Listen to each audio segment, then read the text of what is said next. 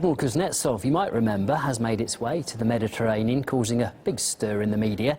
Russia's Ministry of Defence has also released some new video of the ship in action. Daniel Hawkins talked through some of the details with Yunan O'Neill.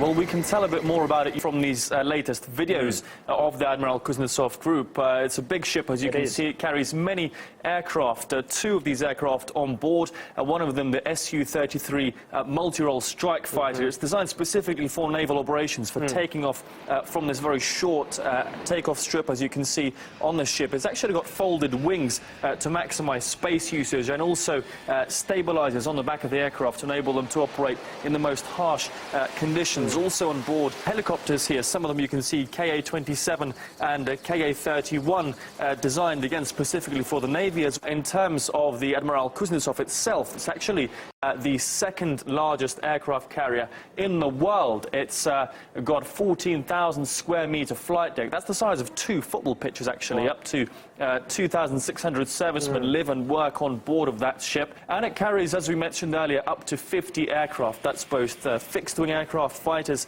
and also the helicopters, all heading towards the Med. The Admiral Kuznetsov's journey to the Mediterranean caused quite the stir, didn't it? Yeah, it certainly did, Yunan. The fleet, as we know, sailed down from the northern Russian ports of Severomorsk along the Scandinavian coast, Western Europe, and into the Med. And 3 of those countries actually sent ships, Norway, the Netherlands and Britain, to track the Russian ships. The Britain actually sent, I believe, a destroyer and 2 frigates, the so-called man-mark the Russians. That's a naval term for essentially keeping a very close eye on the opponent to see if they get too close for comfort. Now, the media, of course, really made the most from this deployment through international waters. As you can see, the Russians are coming. Putin's fleet off Dover, heading for the Channel.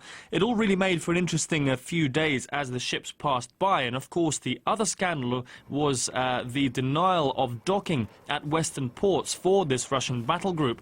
That made for quite a stir, and the Russian Ministry of Defence, as a result, commented that they wondered which side these NATO countries were on, the side of Russia, who was fighting terrorists in Syria, or on the side of the terrorists. So certainly quite strong criticism from the Russian MOD with regards to that scandal.